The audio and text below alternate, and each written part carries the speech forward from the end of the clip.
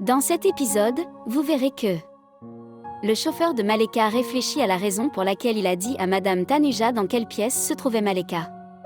Il craint que Madame Maleka ne se mette en colère et ne le vire. Il essaie de l'appeler, mais Maleka n'a pas son téléphone avec elle. Pendant ce temps, Rishi appelle son chauffeur et lui demande pourquoi celui de Maleka ne répond pas à ses appels et s'il est en congé. Le chauffeur dit à Rishi qu'il sait où se trouve Maleka et l'informe qu'elle est à l'hôtel Orchard Vista. Rishi part pour l'hôtel. Tanuja, avant d'entrer dans la pièce, se demande comment elle peut se racheter auprès de Maleka. Elle pense lui dire qu'elle s'est involontairement mise entre elle et Rishi, mais qu'elle va bientôt partir et qu'elle n'a aucun sentiment pour Rishi. Elle sonne plusieurs fois à la porte de la chambre de Maleka, mais Maleka n'ouvre pas la porte, pensant que c'est juste le room service. Un serveur passe et Tanuja la supplie d'ouvrir la porte, expliquant que son amie est très bouleversée et pourrait faire quelque chose de radical. Le serveur hésite, disant qu'elle n'a pas le droit d'ouvrir la porte sans être appelée par le service de chambre, mais Tanuja la convainc. Le serveur ouvre la porte et s'en va. Lorsque Tanuja entre, elle est surprise de voir Maleka assise avec un homme. Maleka explique qu'il s'agit de son frère, Shekhar, venu des États-Unis pour assister à son mariage. Quand il a découvert que le mariage n'avait pas eu lieu, il était furieux, alors elle l'a rencontré en privé parce qu'elle ne voulait pas qu'il dise quoi que ce soit à la famille de la tante de Rishi ou de Rano. Tanuja croit Maleka et demande pourquoi elle n'a informé personne à la maison de l'arrivée de son frère. Maleka répond « Pourquoi devrais-je le faire ? Personne ne se soucie de moi, c'est toi la belle-fille de la maison, pas moi. » Tanuja insiste pour qu'il parle en privé, alors Shekhar quitte la pièce. Tanuja dit à Maleka qu'elle devrait rentrer chez elle parce que tout le monde l'aime et qu'elle ne devrait pas prendre de décisions irréfléchies, comme partir pour l'Amérique. Tanuja assure à Maleka qu'elle partira dès que Rajomp ira mieux et qu'elle ne s'interposera plus entre elle et Rishi. Après avoir été convaincue, Maleka accepte de rentrer chez elle. Elle dit à Shekhar de partir pour l'Amérique, car elle restera avec Tanuja et rentrera chez elle. Shekhar accepte et part pour l'aéroport, car son vol est à 16h. Maleka, cependant, pense secrètement à quel point Tanuja est stupide et à quel point elle fait une grosse erreur en la ramenant à la maison. Tanuja exprime son soulagement que Maleka ait accepté de revenir, la remerciant. Elle suggère alors à Maleka d'appeler la tante Rano pour l'informer, mais Maleka dit qu'elle le fera une fois dans la voiture. Pendant ce temps, Rishi arrive à la réception de l'hôtel et demande dans quelle chambre se trouve Maleka.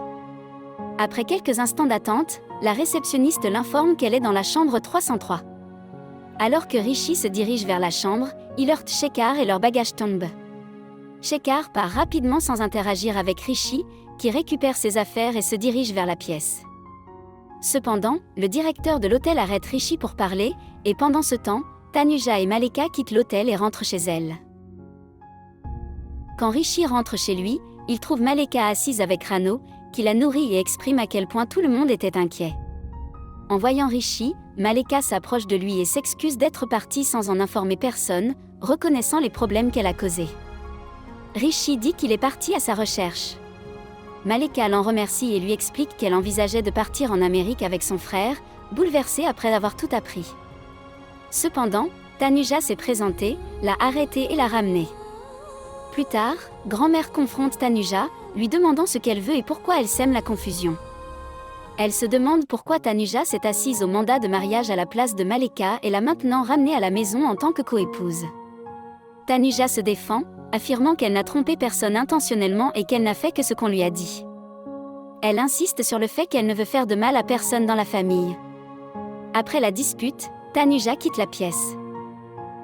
Plus tard, Rishi ouvre avec colère l'armoire et la trouve remplie des vêtements de Tanuja. Il crie pour Tanuja, lui demandant pourquoi ses vêtements sont partout. Lorsque Tanuja entre, Rishi demande « Est-ce que cette garde-robe ressemble à la mienne ? Pourquoi vos vêtements sont-ils partout ?» Tanuja explique qu'elle l'a fait pour éviter d'éveiller les soupçons, lui rappelant que leur faux mariage n'est que pour la santé de Rajomp. Rishi demande alors « Où est mon album ? L'avez-vous encore touché ?» Tanuja insiste sur le fait que c'est là qu'il l'a laissé, mais Rishi ne le trouve pas.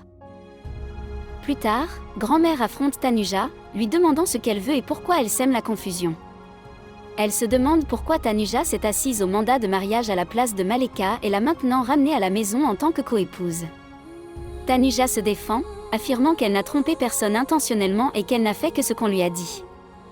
Elle insiste sur le fait qu'elle ne veut faire de mal à personne dans la famille. Après la dispute, Tanuja quitte la pièce.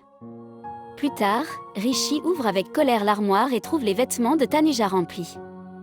Il crie pour Tanuja, lui demandant pourquoi ses vêtements sont partout. Lorsque Tanuja entre, Rishi demande « Est-ce que cette garde-robe ressemble à la mienne ? Pourquoi vos vêtements sont-ils partout ?» Tanuja explique qu'elle l'a fait pour éviter d'éveiller les soupçons, lui rappelant que leur faux mariage n'est que pour la santé de Rajoncle. Rishi demande alors « Où est mon album ? L'avez-vous encore touché ?» Tanuja insiste sur le fait que c'est là qu'il l'a laissé, mais Rishi ne le trouve pas.